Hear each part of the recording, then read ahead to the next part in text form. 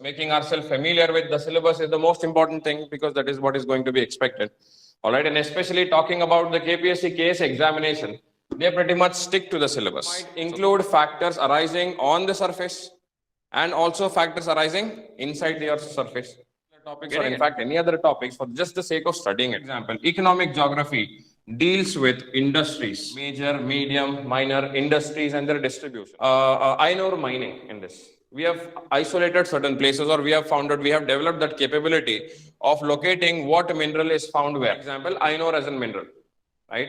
So where can you expect iron and steel industries? In the test also, class test also, please stick to this particular limit.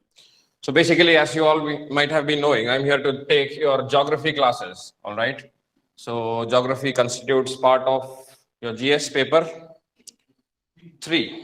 GS paper 3, whatever. Okay, fine. That's not important, right? So geography, as far as KAS examination is concerned, right? Geography mains. All right. Are you done with your geography prelims? Yes, to a certain extent, fine. Whatever the classes I'll be taking with an assumption of that, with an assumption that you have approximately no knowledge about your geography, which is pretty much true. Yes, all right. And I'll be focusing on your main examination, all right, geography mains, which is nothing pretty much different from your geography preliminary examination. But more importantly, there are certain conceptual parts which is absolutely to be focused upon, all right, certain conceptual parts of the geography, all right. As you might be knowing so far, broadly, the broad classification of geography as far as main examination is concerned for the KPSC KS examination will include studies of your world geography, will include studies of your Indian geography, and needless to say, studies about the Karnataka geography, all right. I'll be taking you through the course approach, and simultaneously also I'll make you familiar with the syllabus, whatever we have at our disposal. All right. Hello, madam. How are you? Right. Okay. Then, yeah, let's proceed with the course approach. Let me tell you, right, the course approach, of course, right.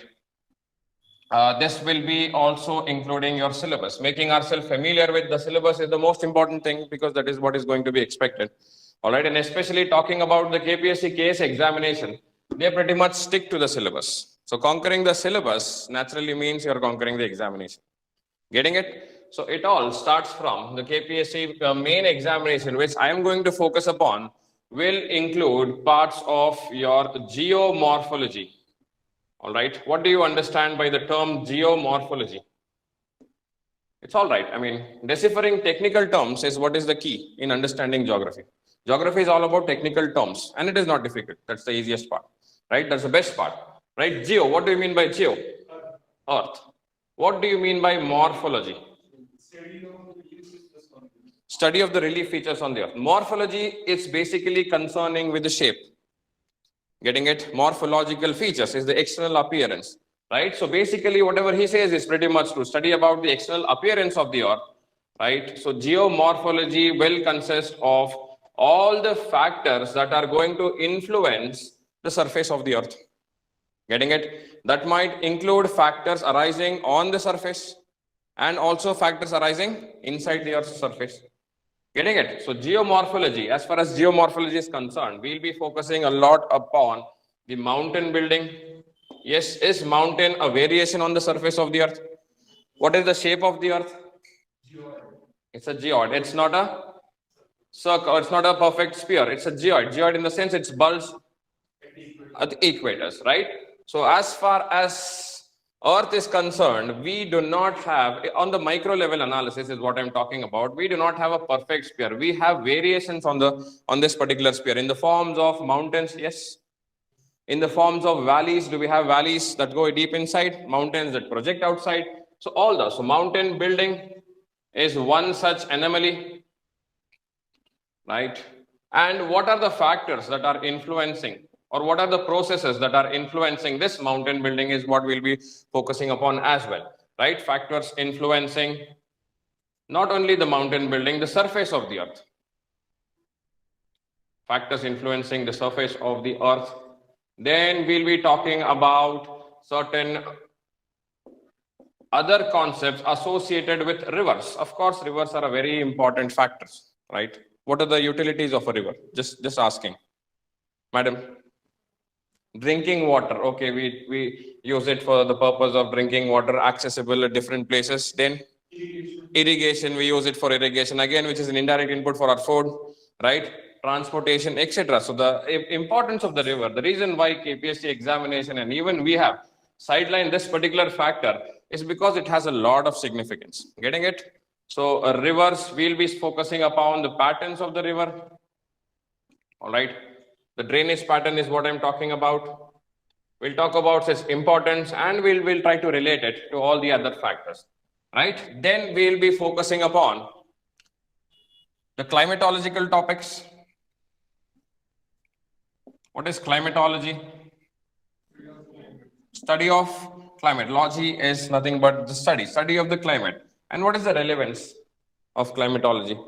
What is the use? Why have we expected? Why are they expecting us to study a topic called as climatology? To see the variations, to know what are the variations, madam? Can you let us know? There's rain, there's monsoon, flora and fauna. Getting it? Right? So important, the climate. See, more importantly, to understand a new important change, whatever is happening, whatever we are experiencing surrounding. Yes, the climate change. Technically, we do not expect rain at this point of time. What are the factors? Getting it? You as a bureaucrat, when you are probably into the service, you will be posted in different places with different roles and responsibilities, right? One such climatic variations on the people, impact on the people, you need to mitigate it. Are you trying to understand? Right? So there are certain basic things. Please, never ever study these particular topics. Please never ever study these particular topics or in fact any other topics for just the sake of studying it. Studying with an objective of applying it in your service. Consider yourself as an officer from day one. If you have decided to prepare seriously, that's it. You're going to be an officer one fine day. Are you trying to understand? Study all these particular topics with the objectivity of utilizing it in your services. That is what I mean. So climatology, we'll be dealing with, all right, different elements, factors responsible, right, or factors influencing the climate, mechanisms, different mechanisms, just like what madam said. Monsoon is a mechanism that we are going to study about, all right, and different factors such as insolation, incoming solar radiation, right, the amount of sun radiation, solar radiation, what we receive, what are the variations of it, right? Then we will talk about moisture, we'll talk about humidity and such, the list goes on. I will, whenever we'll be dealing with this in detail, we'll talk about it, right? So geomorphology, climatology will also include climatic classification, all right? Climatic classification. It is good to know the climatic categories of different parts of the world, different parts of India and different parts of Karnataka also, right? So we will be talking about climatic classification and other factors, so many, just giving you a broad idea, whatever is mentioned in the syllabus. Then we will be focusing a lot as an extension of your geomorphology. We will be talking about certain geological concepts.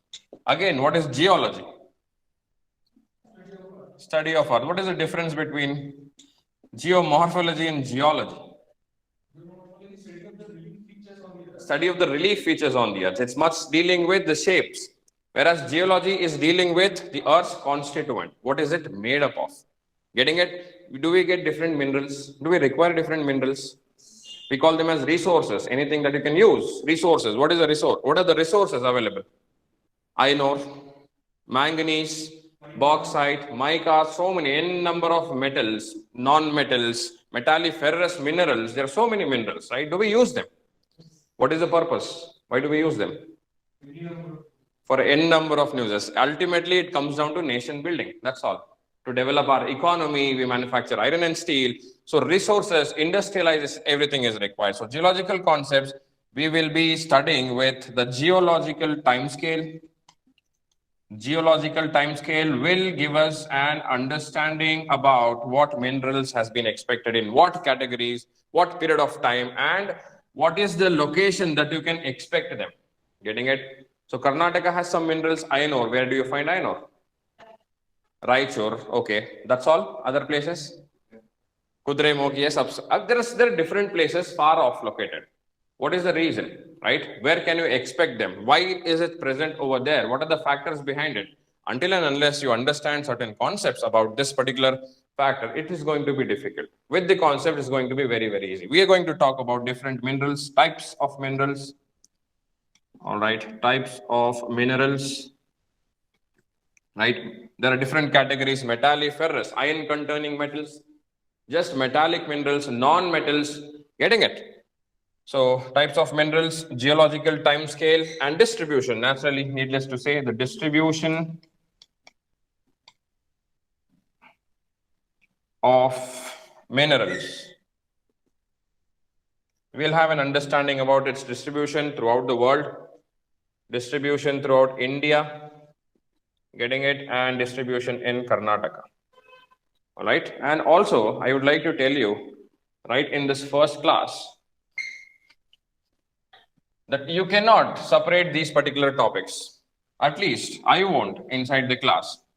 Right? The best way and the most efficient way of studying geography is how do you interrelate them. Getting it? Know the art of interrelation. Know the art of interrelation, your geographical topics, then things will be very easy. For example, in this class, I'm going to take up a lot of concepts from geomorphology and which we will be going to link it to this particular topic. Getting it? Interlinkages are very much important. For example, whatever you are going to study from here, you're going to apply this in another topic called as industries, which I am going to call it as economic geography. Economic geography. I'm going to discuss all these under the heads of economic geography. For example, economic geography deals with industries. Types of industries is what is mentioned in your syllabus. All right. Major, medium, minor industries and their distribution. Now, let us say we are talking about mines, iron ore mining in this. We have isolated certain places, or we have developed that capability of locating what mineral is found where. Or let us take one example, iron ore as a mineral, right? So where can you expect iron and steel industries? Around that? Are you trying to understand? Getting it? So industries, major, medium, minor, all different categories, all right, are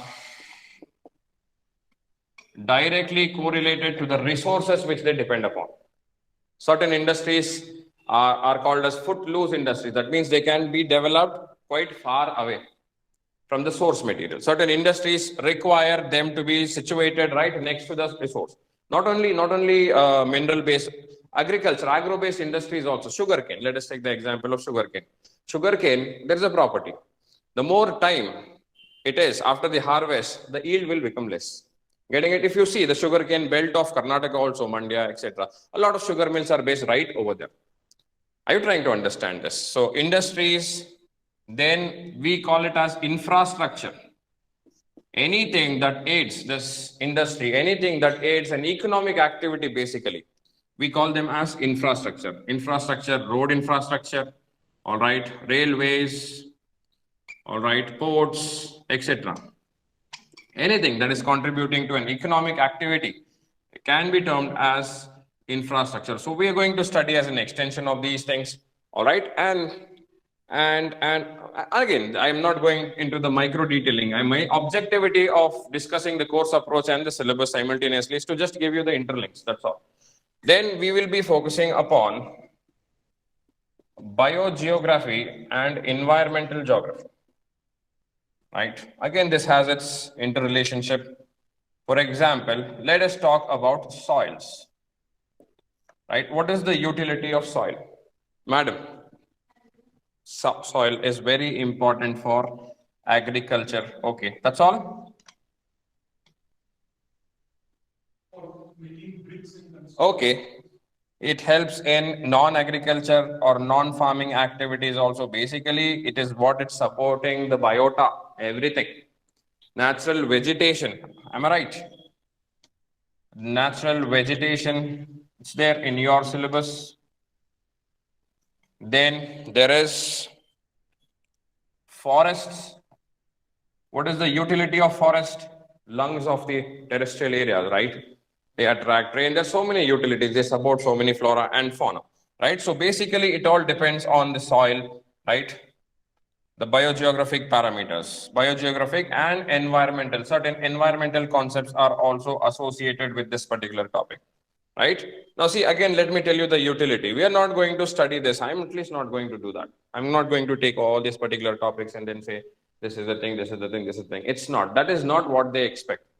Getting it? Now I have written this previous year, the previous whatever the main examination had happened. So I have seen a drastic change in the attitude of the KPSC examiners. The questions are more of the question is more expected to be application oriented. They're not going to ask you the static questions anymore. I mean, of course, they are going to ask you static questions. It's not like that. Without that knowledge, you cannot apply it. So basically, the combination of questions, as far as this subject is concerned, is more of application plus static oriented. So you need to have that application capability, applying it. For example, industrial regions of India. That is what you take from certain concepts over here. You cannot just by heart and go. That should not be your approach. That approach will not give you good results. That is what I'm saying. Getting it? You need to focus on a lot of conceptual clarity, conceptual understanding, such that any question posed to you, you should be very comfortable with the application part. Getting it? There are different challenges which will be posed with this examination, right? So for example, another example I would like to give you, if you are studying about climatology, you are studying about, right, moisture. You will be studying about humidity. Getting it? Now this moisture and temperature is directly responsible for getting it. That is how we will be focusing on a lot of interconnectivity. Once this interview develop this particular habit, then naturally you will find this subject easy. Anyone who thinks geography is difficult? Anyone who thinks geography is difficult? Geography is not at all a difficult subject. It's absolutely easy. It's just proper demarcating the boundaries is what is required. Getting in any subject for that matter, proper demarcation of the boundaries is required. And continuing with this, all right, industries, infrastructure, economic geography, I forgot, also includes agriculture. All right, agriculture, again, the same thing. I'm not, needless to say, the reason why I have not mentioned the micro detailing of the syllabus is agriculture, again, it depends upon the soil, understanding of the soil. Getting it? This kind of soil, what is the possible crops? You should be knowing it. For example, when you're framing certain policies, you enter the bureaucracy. You are in top positions in the government. You are required to make certain policies. Getting it, which concerns the population, concerns the agriculture probably. And you see certain problems going on. This zone, agroclimatic zone, this type of soil, this level of rainfall, people are following some other crops which is not giving them yield. So your job is to bring about awareness. Your job is to let them know that this is inefficient. If you have to earn more profits, if you have to earn more income, probably this is the right way. And you decide your policies, the government's policies in such a manner that such fertilizer, such seeds reach them properly. Getting it? Ultimately, what is the job of a bureaucrat? Welfare. Welfare of the population, welfare of the people concerned under your jurisdiction. Are you trying to understand? So different dimensions in this particular examination is going to give you different capabilities in order to execute that job of yours. Getting it? This will give you, right, the geographical dimension, the geological, something that concerns with the earth, something that arises out of the earth. Getting it? And economic geography, what is the economic geography largely will be focusing upon? Economic sectors, there are primary sector, secondary sector, and tertiary sector, right? Primary sector is dealing with not agriculture. Anything that you extract from the earth's surface, let it, agriculture is a resource. Mining also comes under the primary sector. Getting it? Taking resources, extracting resources directly from nature. Getting it? Secondary sector will include whatever you have extracted, you are going to use it over here. Manufacturing industries, different industries and all that. So this is our dimension. We are not going to talk about services a lot, but in fact, services is also in our dimension, but not the completely. In order to execute this properly, this extractive industry with that of this manufacturing industry, we need a certain facilitative industry. All right, facilitators. That includes your road, railways, transport, tourism, or whatever is the possibility. That is what largely comes under the dimension of the tertiary sector. So we are going to restrict, or we are going to talk about all these three sectors, but not completely with a restrictive attitude, right, which concerns only the Earth's features. Are you trying to understand?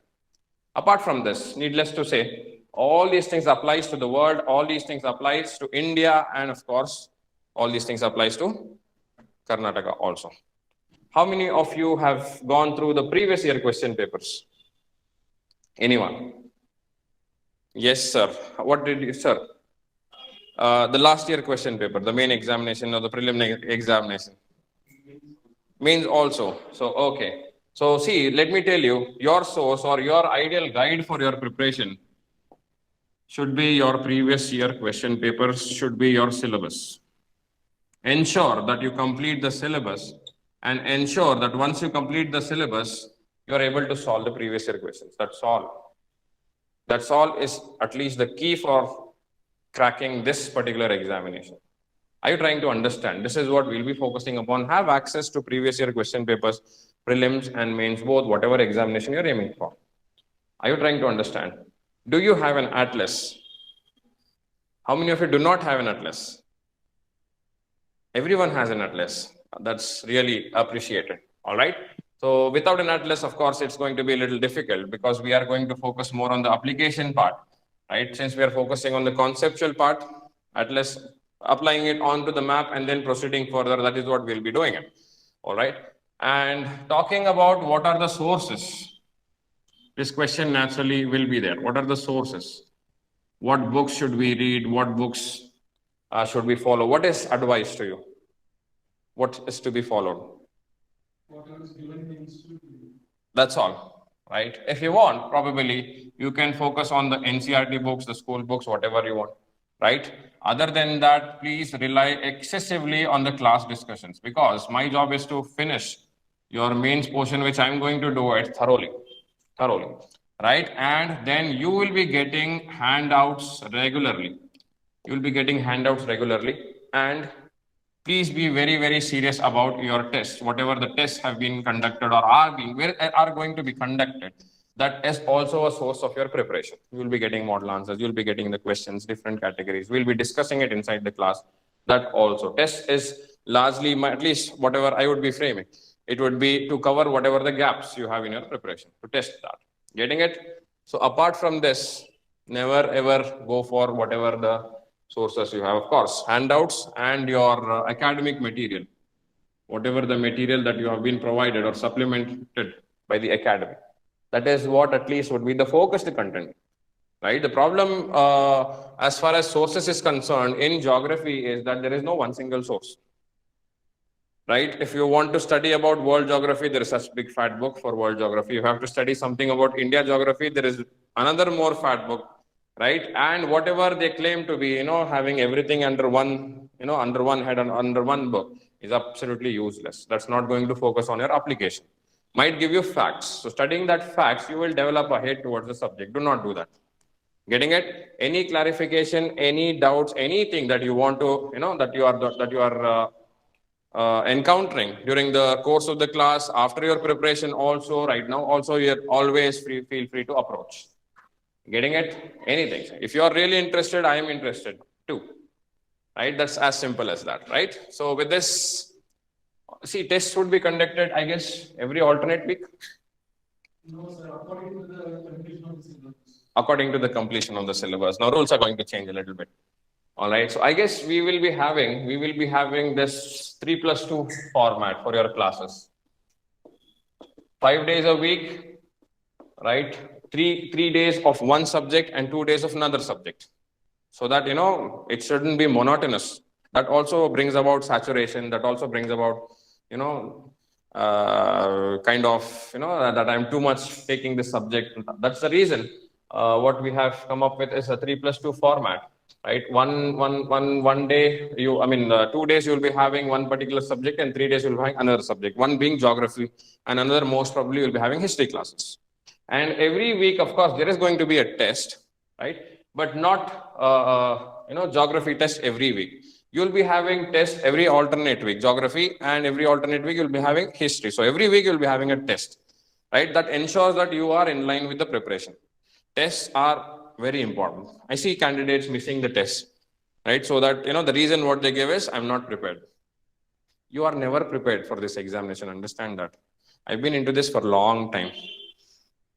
I am still not prepared, right? When they ask me to go for an examination, I also feel the same thing, whatever you are going to feel in this examination. No one is prepared for this examination, right?